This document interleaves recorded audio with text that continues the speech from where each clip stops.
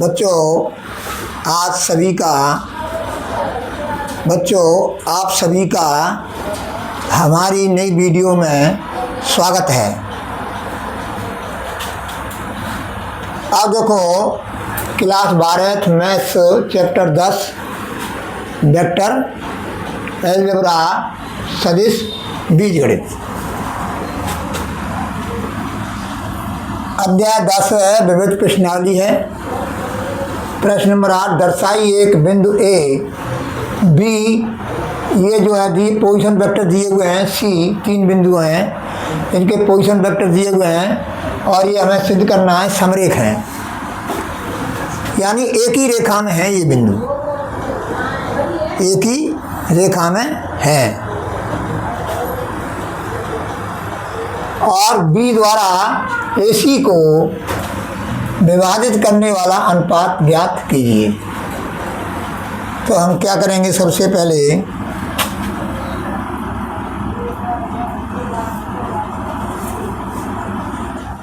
Solution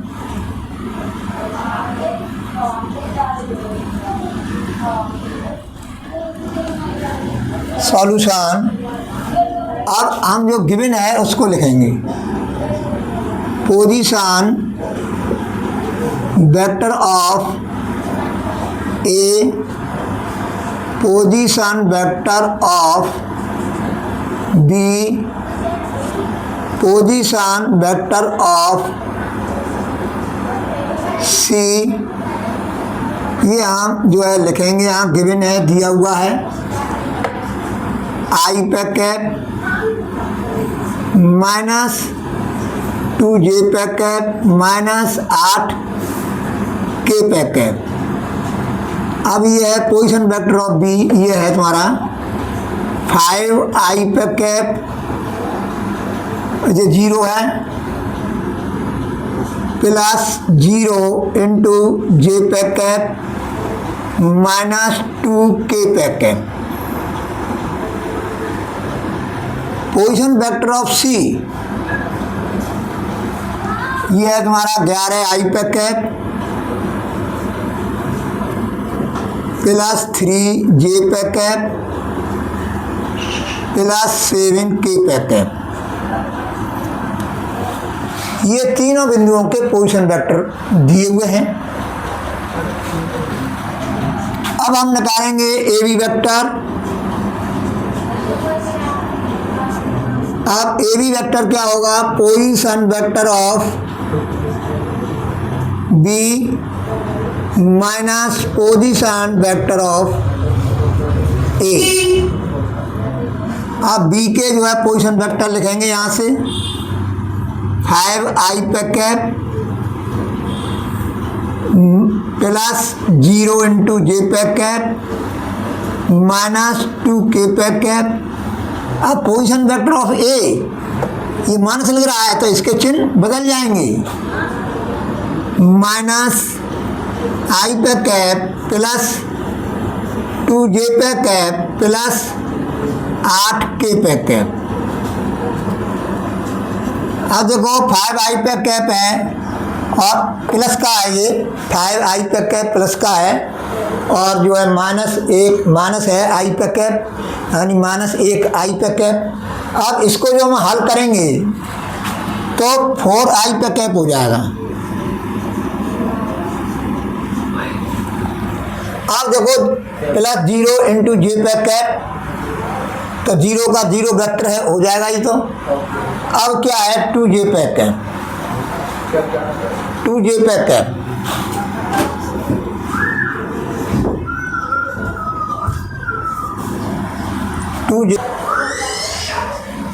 समझो, अब ये प्लस का 0 जे पे कैप है, ये +2j पे कैप है, तो +2j पे कैप आएगा। -2k पे कैप, ये +8k पे कैप। अब इसको हम हल करेंगे तो प्लस हो जाएगा 6k पे कैप। अब इसका जो है हम जो है मापांक निकालेंगे।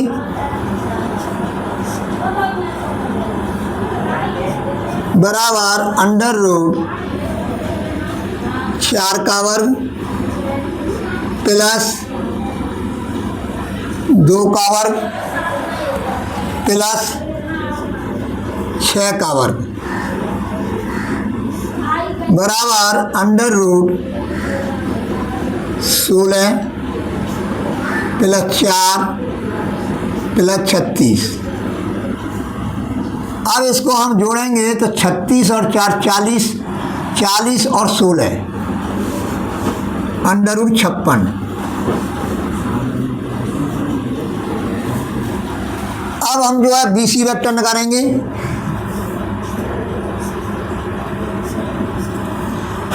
अब इसको हम लिख सकते हैं 56 के फैक्टर कर लो। अभाज्य फैक्टर 2 दूनी 4, 2 अट्ठे 16, 2 एकम 2, 2 चौक 8, 2 सत्ते 14 और 7 एकम 7। अब देखो इसका हम जोड़ा बन रहा है तो ये हो जाएगा 2 अंडर रूट 14 और इसका जोड़ा नहीं बन रहा है, उसका अंडर रूट के भीतर लिख देंगे इनका गुणा करके। अब BC vector position vector of C minus position vector of B बराबर position vector of C 11 I पे कैप प्लस 3J पे कैप प्लस 7K पे cap. Position vector of B, अब इसका चिन्ह बदल लेंगे, -5 I पे कैप प्लस 2K पे कैप। अब इसको भले ही मत लिखो यूँ कि 0 है ये तो, यानी J का घटक जो है वो 0 है। समझो अब 11 I पे कैप है और ये ऋण के 5 I पे कैप है तो 6 I पे कैप हो जाएगा। इसको दोनों को हल करेंगे जब 3J पे कैप 3J पे कैप 3J पे कैप प्लस के 3J पे कैप। अब ये है तुम्हारा 7K पे कैप और 2K पे कैप 9K पे कैप। अब दोबारा चेक कर लो 11 I पे कैप, ये -5I पे कैप। इन दोनों को जब हम हल करेंगे तो 6I पे कैप हो जाएगा। 3J पे कैप है और इसमें जो है J पे कैप है ही नहीं, तो इसका मतलब है कि ये जो कहता हूँ उतार दिया जाएगा, लिख दिया जाएगा। प्लस है 7K पे कैप है और ये तुम्हारा क्या है, ये क्या है प्लस का है तो 7K पे कैप प्लस के और प्लस के 2K पे कैप 9K पे कैप। अब इसका जो है हम मापांक निकालेंगे, यानी BC वेक्टर का मापांक अंडर रूट 6 का वर्ग प्लस 3 का वर्ग प्लस 9 का वर्ग बराबर अंडर रूट 36 प्लस 9 प्लस 81। अब समझो 81 और 9 कितने हो गए, 81 और 9 हो गए 90 और 90 और 36 कितने हो गए 126। तो ये हो गया बराबर अंडर रूट 126। अब 126 के फैक्टर करो, 2 चिक्की 12 2 3 6। अब हो जाएगा तुम्हारा 3 मार 2 3 दूनी 6, 3 एकम 3 और 3 सत्ते 21 और 7 एकन 7। अब इसका जोड़ा बन रहा है तो ये हो जाएगा 3√14। अब है तुम्हारा AC वेक्टर। अब AC वेक्टर निकालेंगे तो position vector of C minus position vector of A बराबर position vector of C 11 I पे कैप प्लस 3J पे कैप प्लस 7K पे cap. Position vector of A, अब इसका चिन्ह बदल लेंगे। जो माइनस लग रहा है यहाँ पर, देखो यहाँ पर क्या लग रहा है, माइनस लग रहा है, तो ये चिन्ह बदल जाएंगे। माइनस I पे कैप प्लस 2J पे कैप प्लस 8K पे कैप,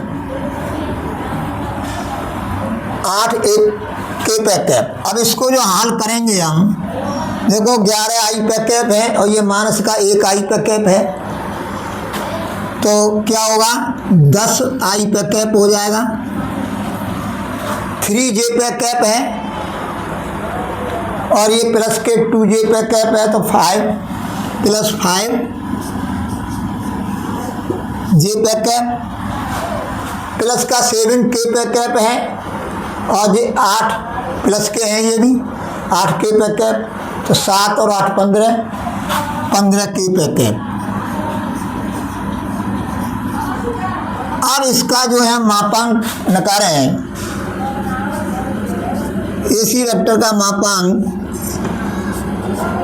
तो √10 का वर्ग प्लस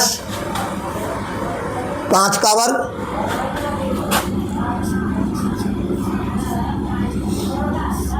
प्लस 15 का वर्ग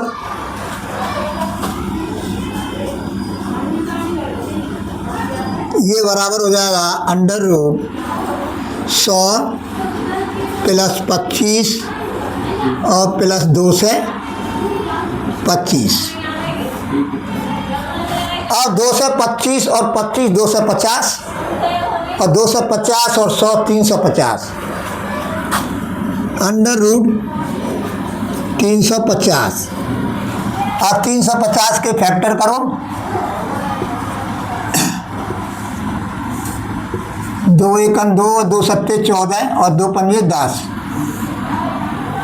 फिर है 5 या 15 पचम 25, 5 सत्ते 35, 7 एकम 7। इसका जोड़ा बन रहा है 5√14 हो जाएगा,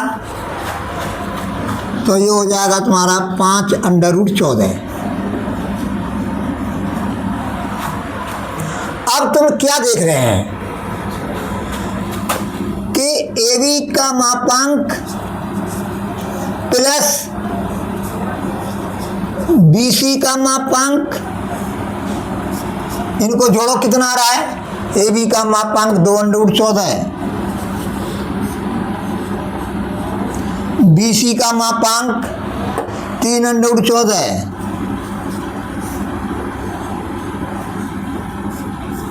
2 और 3 5, 5√14। अब 5√14 देखो 5√14 ये किसके बराबर है, किसका मापांक है, AC वेक्टर का, बराबर AC वेक्टर का मापांक। तो क्या हो गया, AB vector plus AB vector का मापांक प्लस BC वेक्टर का मापांक बराबर AC वेक्टर का मापांक। कहने का मतलब ये है इसका कि इस तरह से है कोई जी A है और ये तुम्हारा C है और यहाँ पर जो है क्या है, ये है तुम्हारा B है। इसका मतलब ये हुआ। अब ये इससे स्पष्ट हो रहा है, इस रिजल्ट से स्पष्ट हो रहा है कि AB की लंबाई प्लस BC की लंबाई बराबर AC की लंबाई। तो ये क्या है, ABC, बिंदु ABC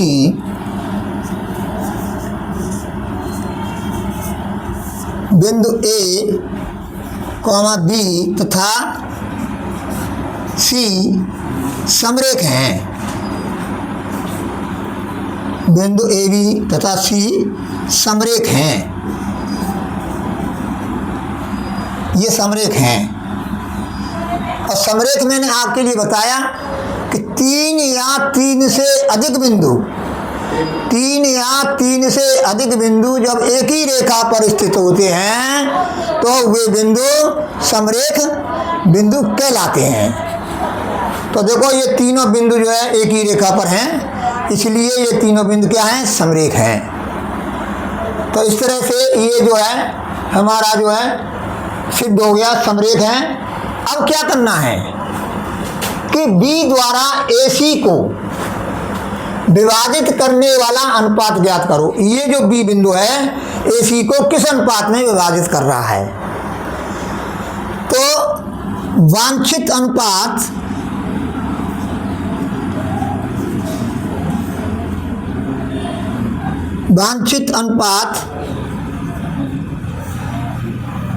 यहाँ लिखो, बिंदु B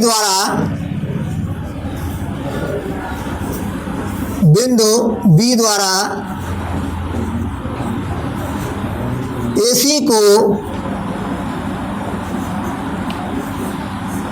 विभाजित करने वाला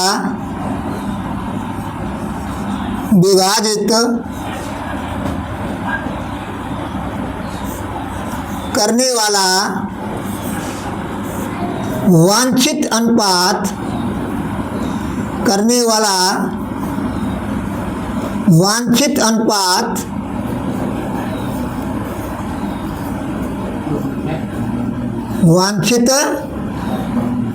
अनुपात बराबर AB वेक्टर का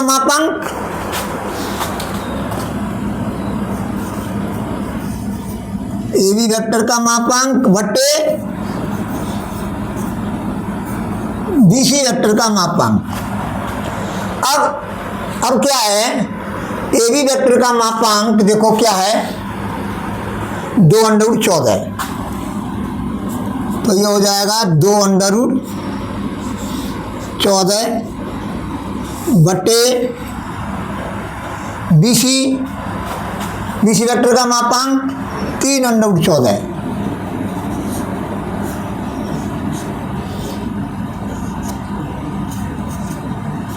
अब बेटा ये कट जाएंगे, बराबर 2/3 या 2:3। ये आंसर हो गया। ये तुम्हारा बराबर 2√14 बटे 3√14 और 14 से 14 कट जाएंगे और जो है बराबर 2/3 हो जाएगा। इसको हम अनुपात के रूप में लिखेंगे तो कैसे लिखेंगे, 2:3।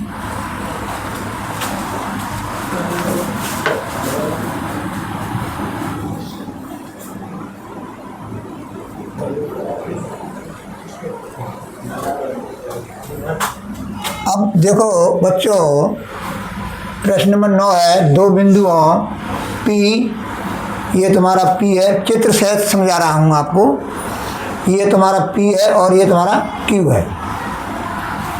अब देखो पोजीशन वेक्टर ऑफ P, ये P के पोजीशन वेक्टर है ये, और ये Q का पोजीशन वेक्टर है। अब ये जो है कह रहा है को मिलाने वाली रेखा को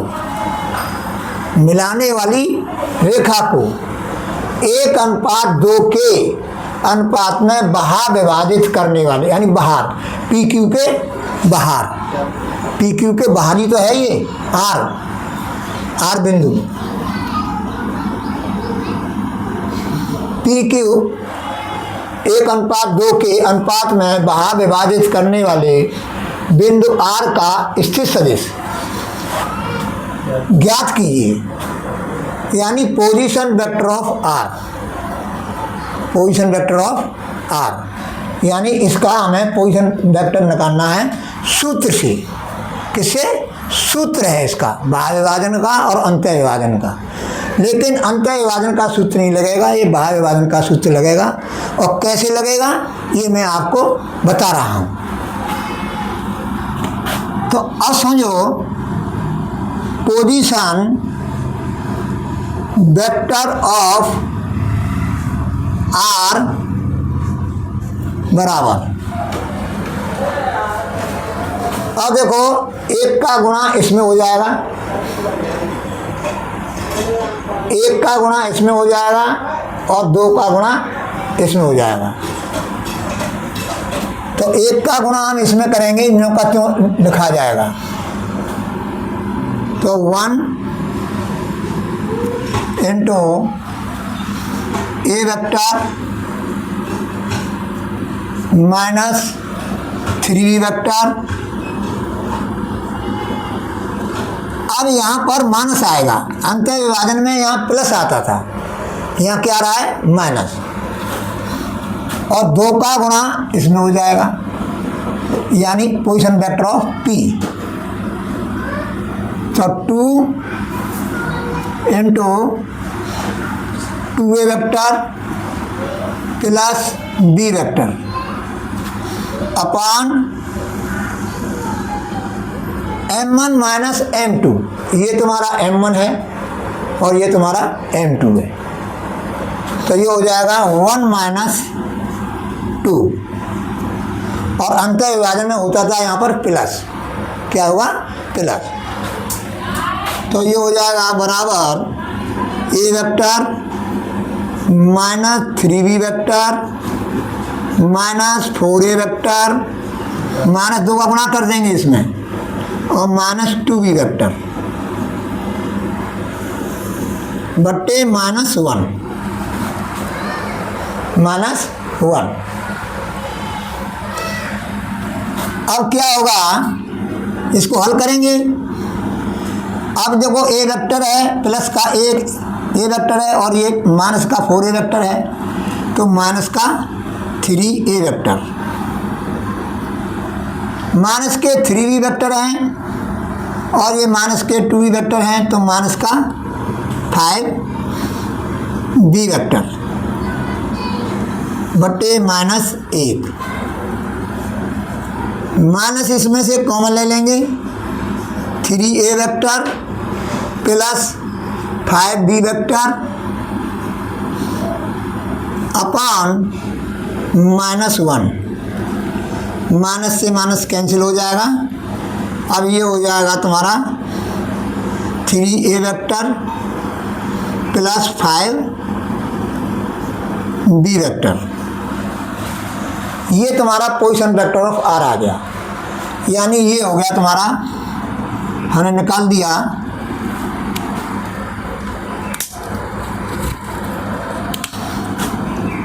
यानी पोजीशन वेक्टर ऑफ आर। ये है तुम्हारा 3a vector plus 5b vector. ज्ञात किया, ज्ञात किया, ये हमने ज्ञात किया, ये ज्ञात किया। अब क्या है? अब ये उत्तर तो ये आ गया तुम्हारा,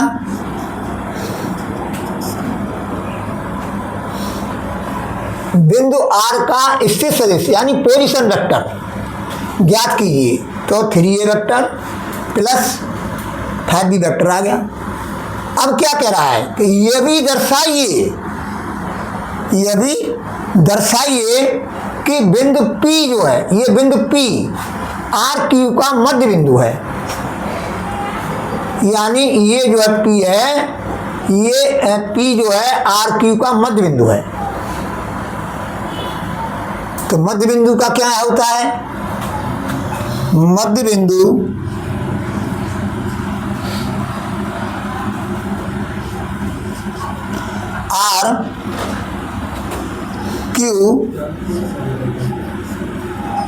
आर क्यू वेक्टर का, आर क्यू रेखाखंड आर क्यू का मध्य बिंदु, आर क्यू का मध्य बिंदु। यानी यो करो यहाँ पर पोजीशन वेक्टर ऑफ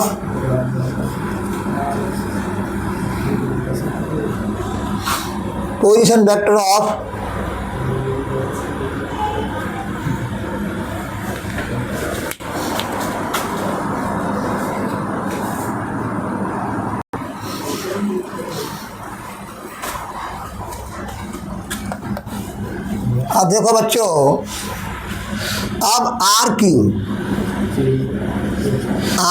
वेक्टर के मध्य बिंदु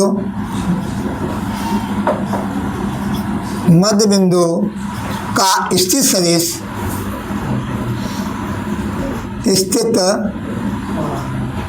सदिश यानी पोजीशन वेक्टर ये आएगा हमारा बराबर position vector of R plus position vector of Q upon 2। R Q के मध्य बिंदु का यानी सूत्र से, किससे? सूत्र से। तो ये हो जाएगा, अब देखो पोजीशन वेक्टर ऑफ आर, तो ये है तुम्हारा 3a vector plus 5b vector plus position vector of Q, A vector minus 3b vector बटे 2, 3a वेक्टर और प्लस का एक ए वेक्टर तो 4a vector, 5b vector plus के हैं, ये माइनस के 3 वेक्टर हैं तो माइनस का हो जाएगा 2b वेक्टर अपॉन 2। 2 इसमें से कॉमन ले लेंगे तो 2a vector minus b vector upon 2, ये कट जाएगा बराबर 2a vector minus b vector. तो ये vector minus b vector plus, हाँ प्लस आएगा। देखो बेटा यहाँ प्लस आएगा, क्यों कि 5b वेक्टर है, ये माइनस के 3b वेक्टर है, तो प्लस के 2b वेक्टर आ जाएगा यहाँ पर। और 2 इसमें से कॉमन ले लेंगे, 2 से 2 कट जाएंगे और यहाँ पर भी प्लस आएगा। अब देखो क्या है, पोजीशन वेक्टर ऑफ P बराबर पोजीशन वेक्टर ऑफ P। कहने का तात्पर्य है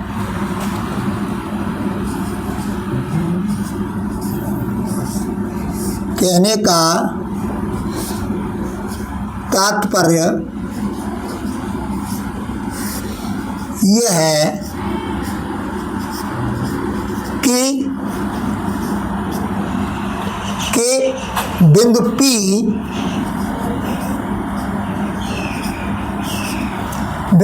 रेखाखंड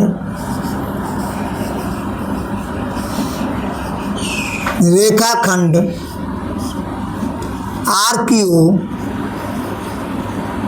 का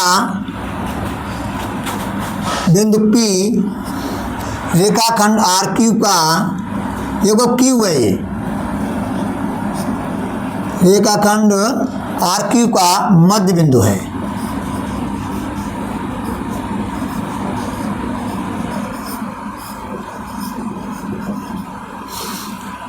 Hence proved।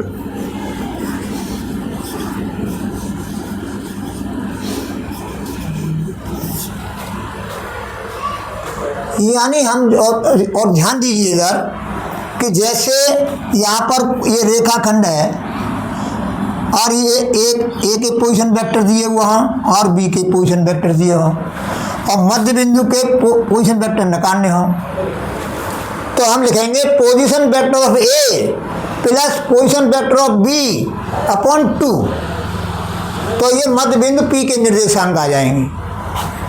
यानी ये पी मान लो इसको मध्य बिंदु को,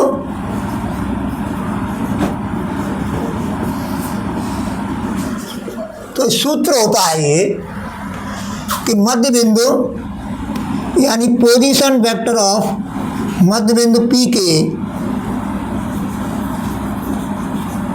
मध्य बिंदु पी के,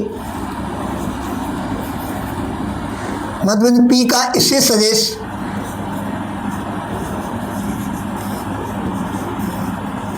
सदिश बराबर होता है पोजीशन वेक्टर ऑफ ए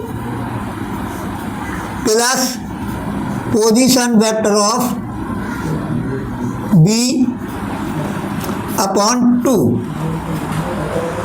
ये सूत्र होता है। मध्य बिंदु का पोजीशन वेक्टर निकालना हो तो ये सूत्र लगेगा इस हिसाब से। तो इस हिसाब से हमने आर क्यू के मध्य बिंदु का स्थित सदिश निकाला है हमने। तो position vector of R plus position vector of Q बट्टे 2 करके निकाला है। तो क्या आ रहा है? पोजीशन वेक्टर ऑफ पी आ रहा है। तो पी क्या हो गया? पी क्या हो गया? कहने अब पी क्या हो गया? बिंदु पी जो है रेखाखंड आर क्यू का मध्य बिंदु हो गया। क्या हो गया? मध्य बिंदु। Hence proved. यही हमको सिद्ध करना है। और जो है इसको उतार लो, अभी नेक्स्ट सवाल में अभी कराऊंगा।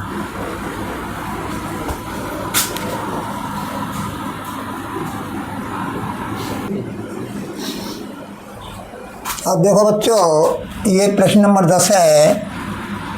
एक समानांतर चतुर्भुज की संलग्न भुजाएं 2i पे कैप माइनस 4j पे कैप प्लस 5k पे कैप और i पे कैप माइनस 2j पे कैप माइनस 3k पे कैप है। तो इसके विकर्ण के समानांतर एक मात्र सदिश ज्ञात करना है। तो इसके लिए हम क्या करेंगे? विकर्ण सदिश ज्ञात करेंगे। क्या करेंगे? विकर्ण सदिश। तो हम इसके लिए हम क्या करेंगे? देखो, ये हमने मान लिया है, ये चित्र में ही लिख दिया है मैंने। अब देखो, विकर्ण सदिश, विकर्ण सदिश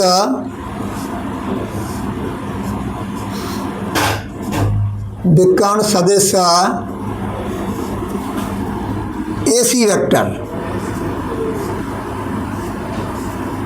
बराबर A vector plus B vector.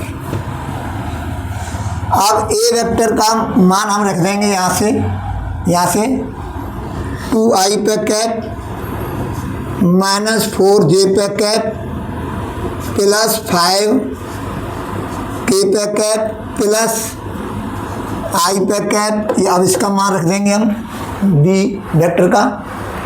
ये संलग्न भुजा सदिश हैं, ये संलग्न भुजा सदिश हैं ये।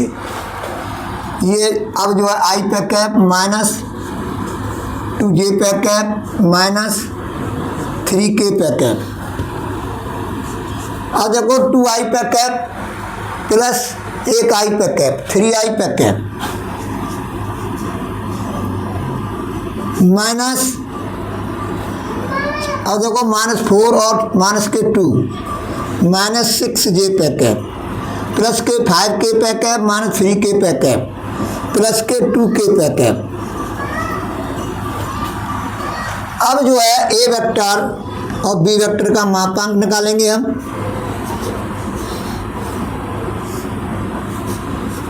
तो ये हो जाएगा अंडर रूट 3 का वर्ग प्लस माइनस 6 का वर्ग प्लस 2 का वर्ग 2 का वर्ग। अब ये है तुम्हारा 3 का वर्ग क्या होगा? 9 होगा। माइनस 6 का वर्ग कितना होगा? 36 और 2 का वर्ग होगा 4 प्लस के 4 36 और 4 40 और 9 49 और 49 का वर्गमूल हो जाएगा तुम्हारा 7। अब विकर्ण के समानांतर, विकर्ण के समानांतर, विकर्ण के समानांतर एक मात्रिक सदिश, एक मात्रिक सदिश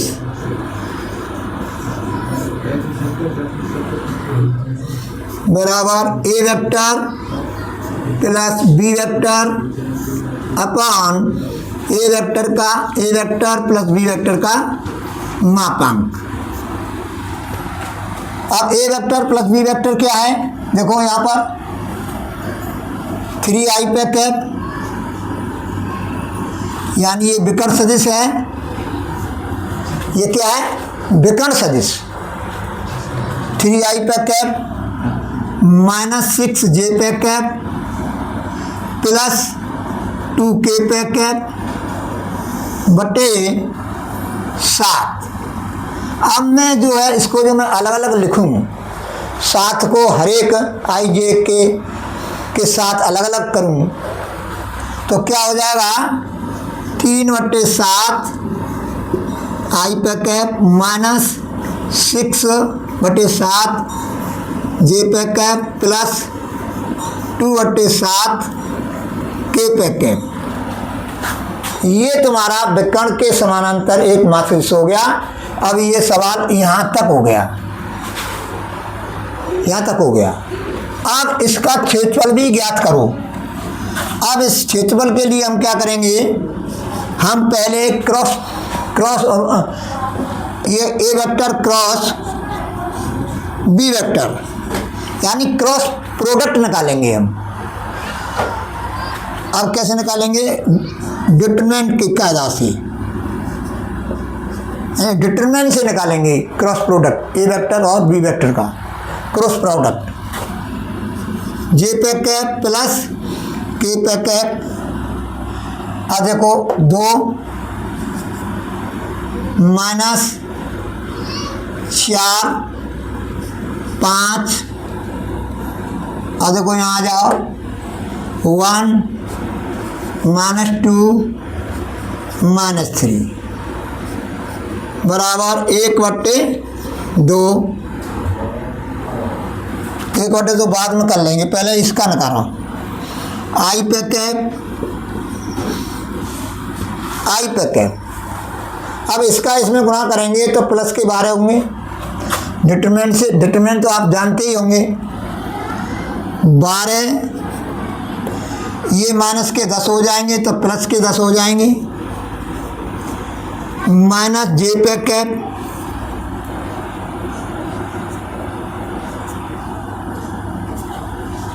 माइनस जे पे कैप। अब देखो ये कैंसिल, स्तंभ और ये पंक्ति कैंसिल, तो -3 का गुणा 2 में करेंगे तो माइनस के 6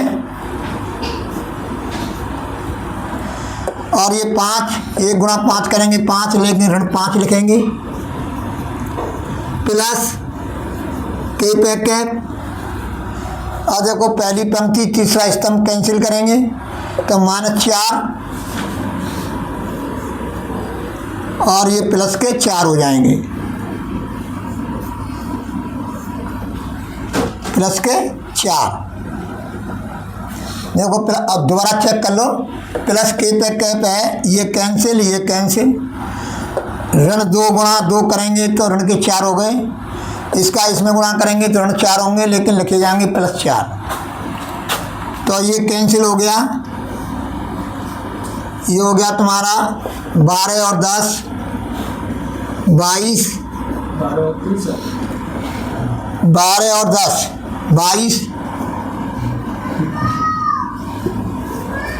आई पे कैप और -6 और -5 -11 और -11 का -j में गुणा करेंगे हम तो प्लस के 11 जे पे कैप। अब इसका मापांक निकालो क्रॉस प्रोडक्ट का ए वेक्टर क्रॉस बी वेक्टर का, तो ये हो जाएगा √22 का वर्ग प्लस 11 का वर्ग बराबर, अब 22 गुणा 22 करके देख लो कितना आ रहा है।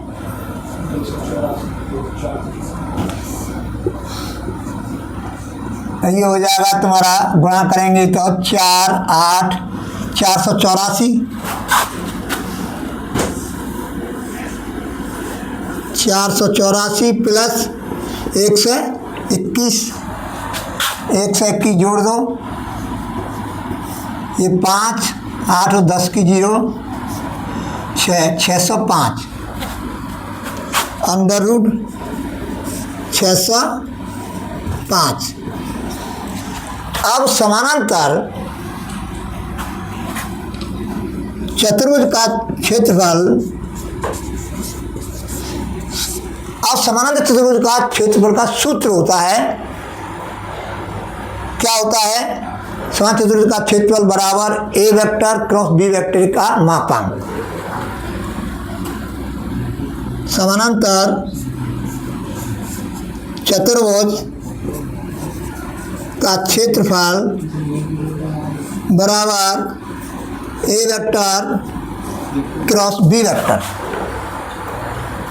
अब ये मैं निकाल चुका हूँ, अंडर रूट 605 वर्ग इकाई, वर्ग इकाई। ये भी हमने समान चतुर्भुज का क्षेत्रफल ज्ञात कर लिया,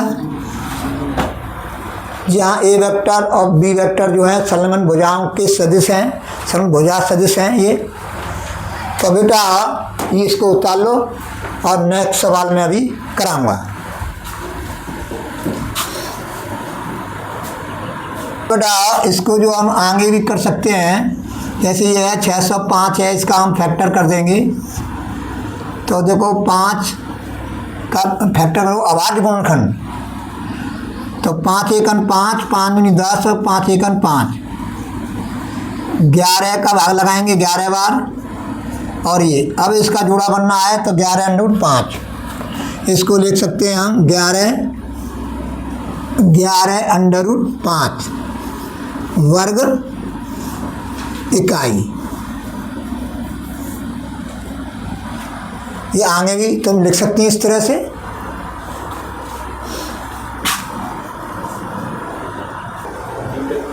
अब समझो बेटा, ये प्रश्न नंबर 11 है, दर्शाइए ओ एक्स ओ वाई, ये ओ वाई है ये, एवं ओ जेड अक्षों के साथ बराबर झुके हुए सदिश की दिक् कोसाइन, यानी दिक् कोसाइन यानी कोज्याएँ कितना है, प्लस माइनस 1/√3, 1/√3, 1/√3।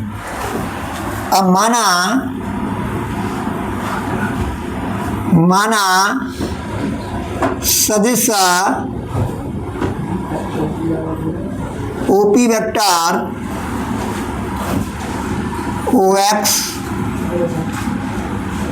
ओ वाई एवं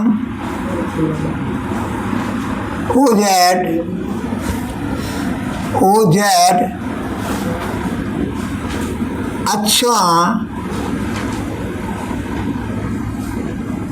अक्षों से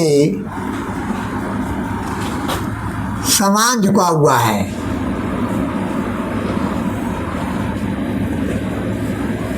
समान झुका हुआ है।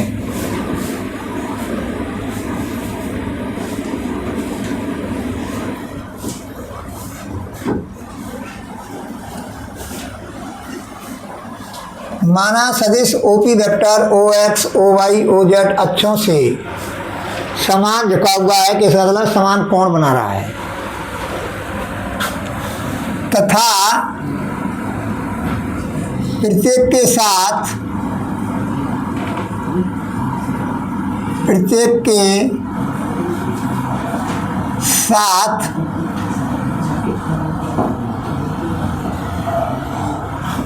के साथ समान कोण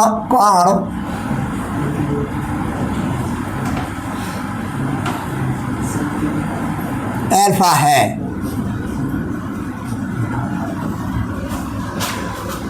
तो सदिश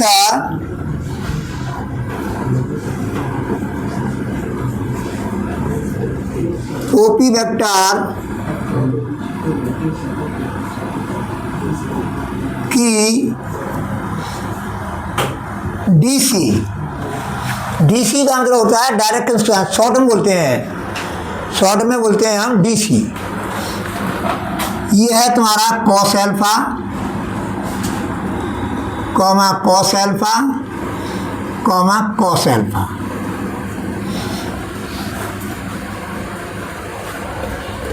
ये जो है तुम्हारा डीसी है, बनेगा कॉस यानी डायरेक्शन कोसाइन। अब कोई भी सदिश हो उसकी डायरेक्शन कोसाइन के वर्गों का जोड़ 1 के बराबर होता है, 1 के बराबर होता है। ये तुम्हें दिमाग में रखना पड़ेगा।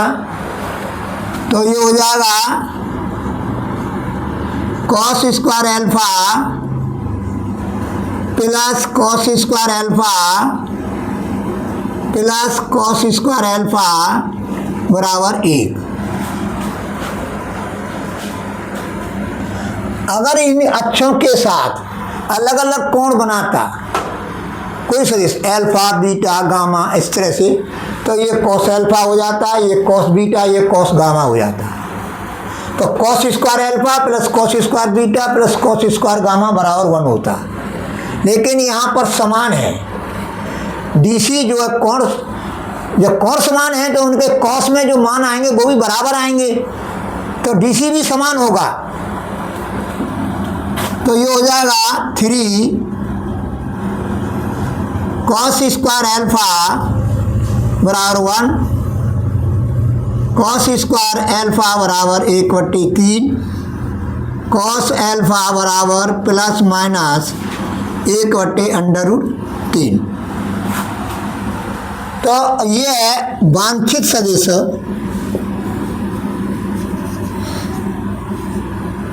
इसलिए वांछित सदिश की डीसी डायरेक्शन कोसाइन, यानी इसको हम फुल फॉर्म लिख देता हूं यहाँ पर, direction cosines, direction cosines, D यहाँ से ले लिया, सी यहाँ से ले लिया, डी सी क्या होगा बराबर, अब यहाँ पर मान रख दीजिए इन पर, plus minus 1/√3 plus minus 1/√3 plus minus 1/√3, यानी इसको इस तरह से ही लिख सकते हैं, या प्लस माइनस 1/√3 कॉमा 1/√3 कॉमा 1/√3। ये आंसर हो गया। इस तरह से हम जो है इसकी डायरेक्शन कोसाइन, ये हो गया तुम्हारा प्लस माइनस कोष्टक में 1/√3 कॉमा 1/√3, ये हमें सिद्ध कर दिया, यानी हमने सत्यापित कर दिया। तो बेटा अब सुनो, यहाँ तक मैंने आपको पढ़ा दिया, समझा दिया, और देखो यहाँ पर वैसे समझ में नहीं आई हो तो कमेंट में बता देना, और उसका आंसर आपको हम समझा देंगे और अच्छी तरह से। और जो है अब नेक्स्ट सवाल जो है कल आपको हम समझाएंगे।